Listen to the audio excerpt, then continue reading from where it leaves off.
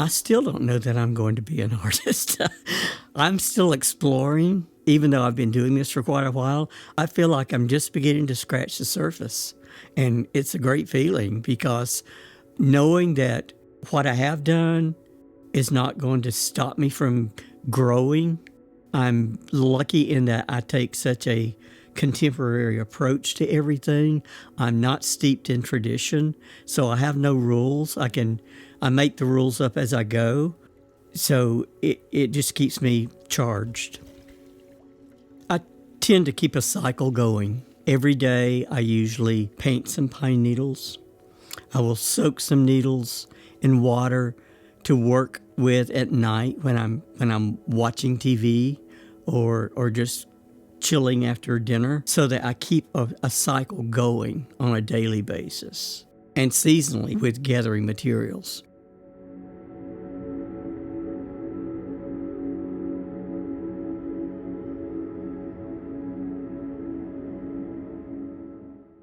That's another thing that keeps it fresh is I don't know. I love surprises. I love the what ifs, and you can't explore the what ifs if you're focused on what you think the result should be rather than what happens. I'm pleasantly surprised because I'm not looking for a particular hue. I mix colors together and then I overlay those on pine needles that have been dyed and painted different colors. So every time I change a color, it changes the color of the paint because of that underlayment. So since I'm not the purist to say, oh, it has to be turquoise blue, I don't care if it's blue-green or light blue or dark blue, because I'll end up mixing them all together to get just little touches of color. So I'm really not shooting for a specific color.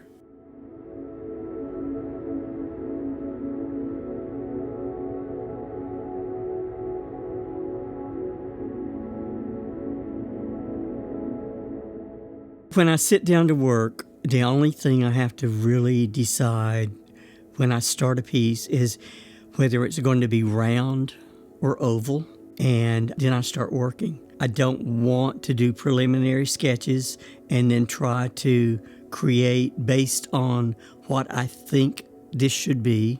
I try to be as spontaneous as possible and let a shape evolve.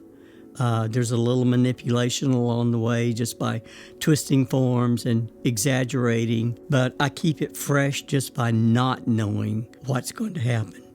I think the thing is actually working rather than sitting and planning and thinking. Just get in there and start working and see what happens, because it's not going to happen if you're not putting the hours in.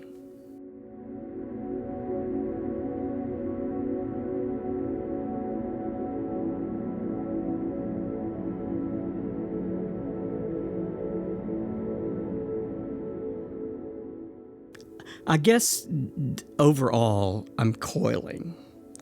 And I've taken a simple technique, the simplest of forms, and I somehow have slowed it down even more. It's a very slow process, but I've created my own patterning, my own ideas on top of that.